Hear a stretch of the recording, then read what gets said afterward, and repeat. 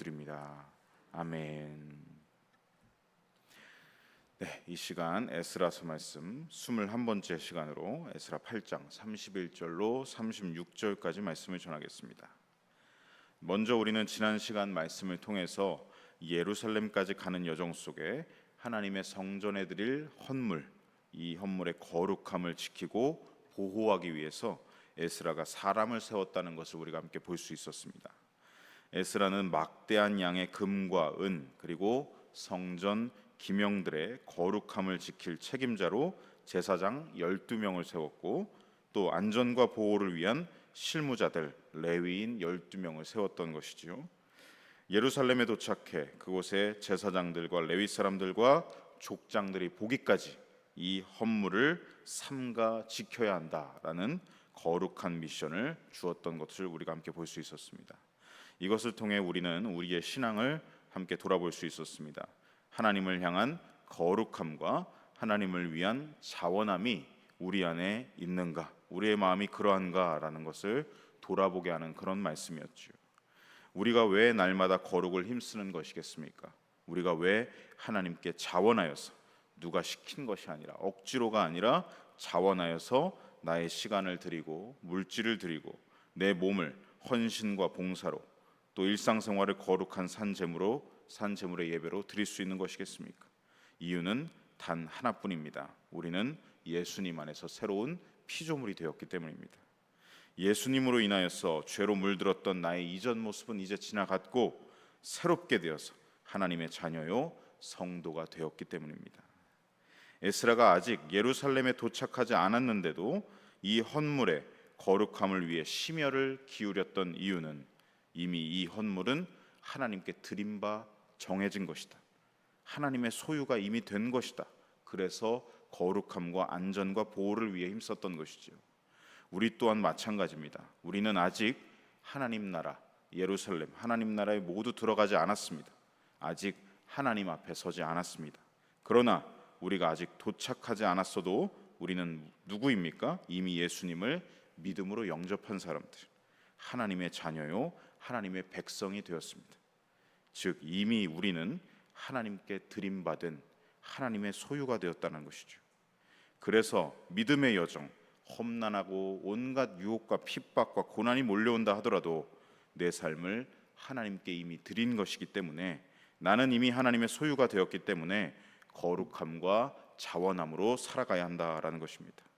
성도 여러분, 날마다 나는 하나님의 소유가 되었다. 이미 나는 하나님께 드림바 되었다. 하나님의 소유된 백성이라는 이 믿음의 고백으로 거룩을 힘쓰시고 무엇이든지 언제든지 자원함으로 하나님께 나아가시는 저와 여러분의 복된 삶 되시기를 소망하고 축복합니다. 오늘 본문 말씀은 이 말씀에서 이어지고 있습니다. 이 2차 포로귀환, 과연 예루살렘으로 돌아가는 여정은 어떠했는지 31절에 기록되어 있습니다. 우리 31절 말씀을 화면을 통해서 함께 읽겠습니다. 첫째 달 12일에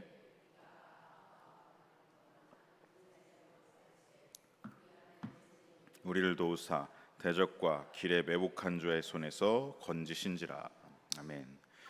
우선 출발 날짜가 명확하게 기록되어 있습니다. 첫째 달 12일에 아와 강가를 떠났다라고 기록합니다. 우리가 그동안 보았던 말씀대로 이 에스라와 귀환자들은 아닥사스다 왕 제위 7년에 새해가 되어서 1월 1일에 이 집결지었던 아하와 강가로 모였었습니다. 그런데 출발은 12일이 되어서야, 1월 12일이 되어서야 할 수 있었다라는 것이죠. 그 이유는 앞서 보아오신 대로 여러 가지 일들이 이 짧은 기간 동안 있었기 때문입니다. 에스라는 먼저 1월 1일에 모여서 3일 동안 무엇을 했습니까? 집결한 인원들의 인구조사를 실시했습니다. 이때 레위 사람이 한 사람도 모이지 않았다라는 것을 발견하게 됐죠. 그래서 레위인들을 찾아 권면하여서 데리고 오기까지가 9일이 소요되었습니다. 또한 이 기간에 무슨 일이 있었습니까? 에스라는 모인 모두와 함께 금식을 선포하고 하나님께서 이 험난한 여정을 보호하여 주시기를, 평탄한 길을 간구하면서 나아갔습니다. 그래서 하나님의 응낙을 받았다라는 것도 기록한 것을 우리가 볼 수 있었죠. 그리고 출발 전 어떻게 했습니까? 제사장 12, 레위인 12를 세워서 거룩한 헌물 운반의 미션을 부여했습니다. 이렇게 짧지만 11일 동안 많은 일들이 있었고 새해 12일이 되어서야 출발할 수 있었다라는 것을 기록하고 있는 것이죠. 자, 그렇게 시작된 이 예루살렘까지의 여정은 험난했다라는 것을 우리는 이 31절 말씀을 통해서 알 수 있습니다. 후반절에 보시면 이 여정 속에서 대적자들이 있었다. 곧 여러 약탈자들이 매복하여서 도사리고 있었다라는 것을 우리가 알 수 있습니다. 예루살렘까지 1500km, 기간으로는 4개월이 걸렸습니다. 대장정이었죠. 아마 이동안 여러 번 약탈자들의 위협을 받았을 것입니다. 호위하는 군대도 없습니다. 또 막대한 양의 금과 은을 운반하고 있습니다. 많은 어린이들이 있었고 부녀자와 노약자들이 이 대열에 포함되어 있었습니다. 그러니 약탈을 일삼는 강도들에게는 어떤 상태겠습니까? 덧없이 좋은 먹잇감이나 다름없는 것이죠. 이 약탈자들은 매복하고 있다가 대열을 쭉 살핍니다. 그리고 만만하다가 생각되면은 습격하여서 약탈하는 자들이었죠. 마치 동물 중에서 하이에나와 같은 자들이었습니다. 하이에나가 어떤 동물이지요? 하이에나는 사자와 같은 강한 맹수가 사라지면 그제서야 존재감을 나타내는 동물입니다. 마치 이런 것이지요. 바사 제국의 호위 군대를 사자로 비유한다면 이 사자와 같은 강력한 바사 제국의 호위 군대가 없습니다. 그러니 이 귀환 자들은 어떤 상태입니까? 하이에나와 같은 약탈자들에게는 그저 차려놓은 밥상이나 다름없었습니다. 맹수 앞에 놓여진 연약한 초식 동물이나 다름없었던 것이죠. 그런데 이 험난한 여정을 무사히 지날 수 있었다라는 것을 에스라가 기록하고 있습니다. 에스라는 그 이유를 이렇게 기록하고 있죠. 하나님의 손이 우리를 도우셨다. 하나님이 우리를 지켜주셨다. 하나님이 그들에게 앞서 금식을 했을 때, 기도했을 때 평탄한 길을 응낙하여 주셨기 때문에, 약속해 주셨기 때문에 당신의 손으로 그들을 건지시고 보호하셨다라는 것을 에스라가 지금 증거하고 있는 것입니다. 성도 여러분, 우리가 살아가는 이 믿음의 여정 속에서도 우리를 건지시고 보호하시는 하나님의 손길을 날마다 기억하시고 바라보시길 바랍니다. 우리는 이 믿음의 여정을 결코 혼자 걸어가는 것이 아닙니다. 진짜 강력한 사자는 여러분 바사 제국의 호위 군대가 아닙니다. 우리를 지키는 가장 강력한 분은 바로 유다의 사자 주님이신 줄로 믿습니다. 주님은 지금도 우리를 고아와 같이 홀로 내버려 두지 않으시고 우리에게 가장 좋으신 보혜사 성령님으로 동행하여 주고 계십니다. 그리고 저 하이에나와 같이 매복하여 기다리고 있는 원수 사단으로부터 우리의 영혼을 끝날까지 지켜주시고 보호하고 계셔 주십니다. 이것을 기억하시고 날마다 믿음으로 저 예루살렘 시온으로 가는 여정을 힘있게 걸어가시기를 소망하고 축복합니다. 이어서 32절에 보시면 이 에스라와 귀한 자들이 드디어 4개월여의 대장정을 마치고 마침내 예루살렘에 귀환하였다라는 것을 우리가 볼 수 있습니다. 엄청난 대장정이었으니 이들은 도착하고 3일 동안 아무것도 할 수가 없었습니다. 3일 동안은 쉬면서 재정비의 시간을 갖게 되는 것이죠. 그 뒤 4일째 되는 날부터 일을 시작하는데 제일 먼저 무엇을 하는지 33절과 34절에 기록되어 있습니다. 우리 함께 33절과 34절을 읽어보겠습니다. 제4일에 우리 하나님의 성전에서 은과 금과 그릇을 달아서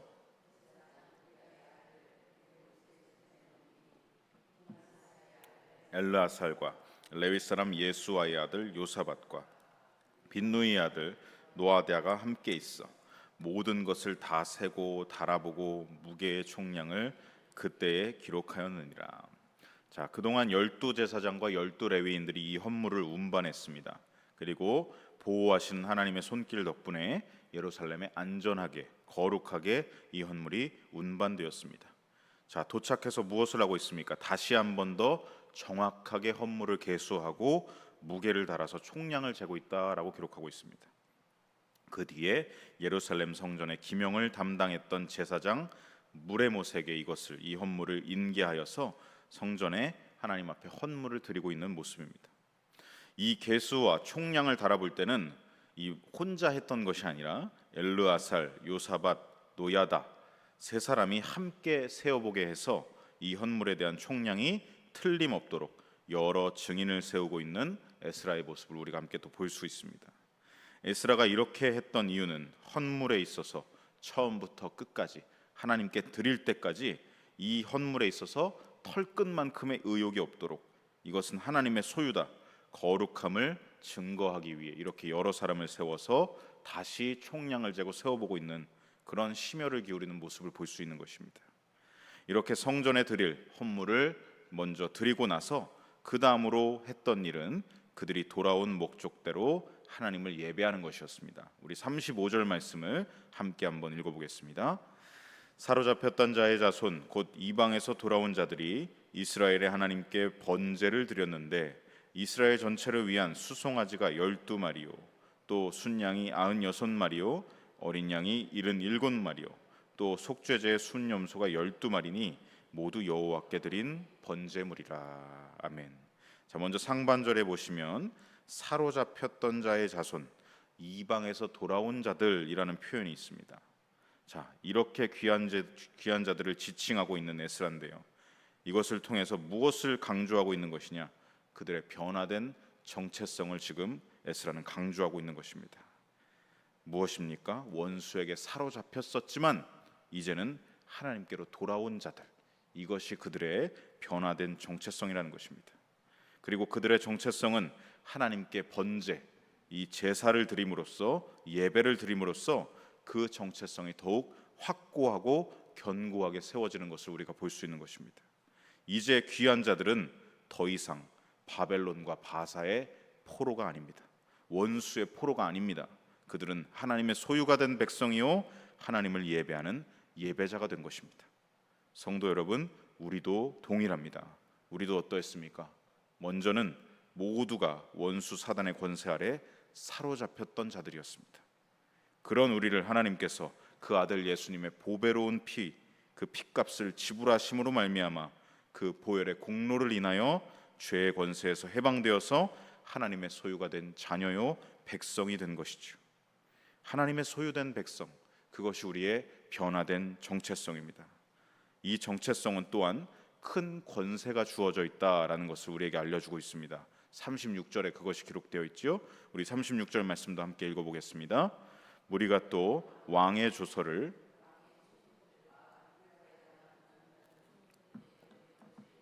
그들이 백성과 하나님의 성전을 도왔느니라. 아멘. 에스라는 아닥사스다 왕이 주었던 조서를 당시 예루살렘을 다스리고 있던 바사 제국의 관원들과 총독들에게 보냈습니다. 왜 보냈겠습니까? 왕의 조서에 쓰여진 대로 우리를 도와야 한다. 하나님의 성전과 예배를 지원하기 위해 지원받을 것을 그들에게 이 왕의 조서의 내용대로 요구하기 위해서였던 것이죠. 이 조서의 내용은 지난번에도 보셨지만 엄청난 권세가 주어져 있었습니다. 에스라에게는 법적 판결을 내릴 수 있는 사법권이 주어졌고 이스라엘은 거의 모든 자치권을 회복한다라는 내용이 이 왕의 조서에 기록되어 있었죠. 예루살렘 성전과 제사에 필요한 자원 또한 주변 지역 총독들이 지원해 주어야 한다라는 내용이 담겨 있었습니다. 그렇습니다. 우리는 무엇을 알 수 있습니까? 왕의 조서, 이 붉은색 글씨로 표시해 드렸지만 왕의 조서에는 여러분은 왕의 권세가 담겨 있는 것입니다. 그러므로 그 누구도 거스를 수 없는 왕의 권세가 에스라와 이 이스라엘 공동체에게 주어졌다라는 것이죠. 그들 스스로가 강해서가 아닙니다. 바사 제국 왕의 명령이기 때문에 이것은 강력한 것이죠. 우리 또한 마찬가지입니다. 우리가 세상보다 크신 하나님, 온 만물의 창조주이신 하나님의 소유가 된 순간부터 우리는 정체성의 변화뿐만이 아니라 우리에겐 하나님 왕의 권세가 주어졌다라는 것입니다. 왕의 자녀의 권세는 실로 강력한 것입니다. 어떠한 권세인지 우리 신약 성경 요한복음에 보시면 14장 12절로 14절에 이런 말씀이 기록되어 있습니다. 우리 함께 읽어보겠습니다. 내가 진실로 진실로 너희에게 이르노니 나를 믿는 자는 내가 하는 일을 그도 할 것이요 또한 그보다 큰 일도 하리니 이는 내가 아버지께로 감이라. 너희가 내 이름으로 무엇을 구하든지 내가 행하리니 이는 아버지로 하여금 아들로 말미암아 영광을 받으시게 하려 함이라. 내 이름으로 무엇이든지 내게 구하면 내가 행하리라. 아멘. 12절에 보시면 예수님을 믿는 자는 어떻게 된다고 합니까? 예수님이 하신 일을 동일하게 할 수 있는 권세가 주어졌다라고 말씀하십니다. 게다가 그보다 큰 일도 할 수 있다라고 말씀하고 계십니다. 예수님께서 하셨던 일이 무엇입니까? 생명을 구원하는 일이었습니다. 만물을 회복하시는 일이었습니다.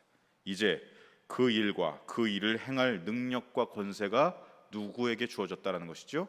저와 여러분에게 주어졌다라는 것입니다.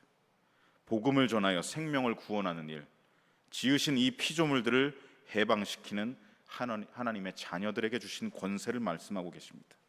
여러분, 이 권세를 결코 작거나 사소한 것으로 여기지 마시고 예수님이 하신 일을 나에게 주셨다, 이 엄청난 사명을 나에게 주셨다라는 것을 믿음으로 받으시기 바랍니다. 또한 13절로 14절에 보시면 예수님 이름으로 무엇이든지 구하면 예수님께서 행하여 주시겠다, 내가 일하겠다라고 약속하고 계십니다. 이것도 엄청난 권세입니다. 우리는 사실 우리 스스로는 너무나 연약한 한계를 가진 존재들이지요. 하지만 우리가 예수님의 이름으로 구할 때, 부르짖을 때 주님께서 직접 일하여 주시겠다는 약속을 주고 계신 것입니다. 그러므로 여러분, 날마다 이 권세를 사용하시기 바랍니다. 예수님의 이름을 우리는 계속 마음의 구석 어딘가에 가져다 놓고, 들여다 놓고, 창고에 들여다 놓고 잊어버릴 때가 많습니다. 우리는 그분의 이름을 날마다 부르짖어야 합니다. 그분의 이름으로 구하면 삶 가운데 주님께서 일하여 주신다라는 약속이 주어졌는데도 우리는 예수님의 이름을 별로 중요하지 않게 여깁니다. 여러분, 하나님의 소유된 백성에게는 이런 엄청난 권세가 주어졌습니다. 예수님의 이름을 날마다 부르짖고 구할 때 예수님이 일하시는 것을 우리가 보게 될 것입니다. 또한 하나님의 소유된 백성에게는 더 엄청나게 큰 권세가 주어져 있습니다. 우리 요한일서 말씀도 화면을 통해서 함께 읽어보겠습니다. 5장 4절로 5절까지 말씀입니다. 함께 읽겠습니다. 무릇 하나님께로부터 난 자마다 세상을 이기느니라. 세상을 이기는 승리는 이것이니 우리의 믿음이니라. 예수님께서 하나님의 아들심을 믿는 자가 아니면 세상을 이기는 자가 누구냐? 하나님께로부터 난 자마다 어떻게 한다고요? 세상을 이긴다라고 말씀하십니다. 여러분, 왕의 자녀들은 세상을 이깁니다. 예수님께서는 세상의 가장 강력한 힘, 죽음의 권세를 이기신 유일한 분이시기 때문입니다. 우리는 죽음을 이기신 예수님을 믿는 자녀들입니다. 그러므로 죽음의 권세로 무장해서 우리를 날마다 올가매려고 하는 세상을 이기는 부활과 승리의 권세가 저와 여러분에게 주어졌다라는 것입니다. 말씀을 마무리합니다. 여러분, 아마 라이온 킹 영화 보신 분들은 아실 겁니다.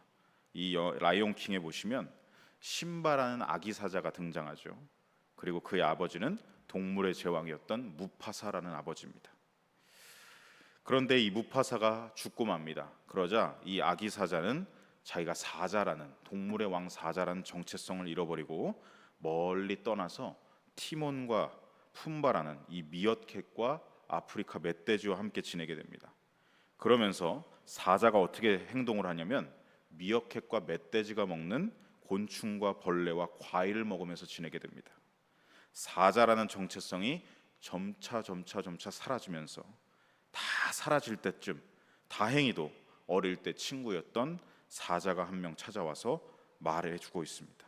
이봐 신바, 너는 미어캣도 아니고 너는 돼지도 아니야. 너는 사자야. 너는 동물의 왕 무파사의 아들이야. 한심하게 지금 여기서 뭐 하고 있는 거야? 라고 말을 해줍니다. 그 순간 신바는 잃어버리고 있었던 자기 정체성을 회복하게 됩니다. 그리고 그것을 되찾고 다시 원래 지내던 곳으로, 고향으로 되돌아가죠. 그리고 아버지를 죽음으로 몰고 갔던 원수들과 싸웁니다.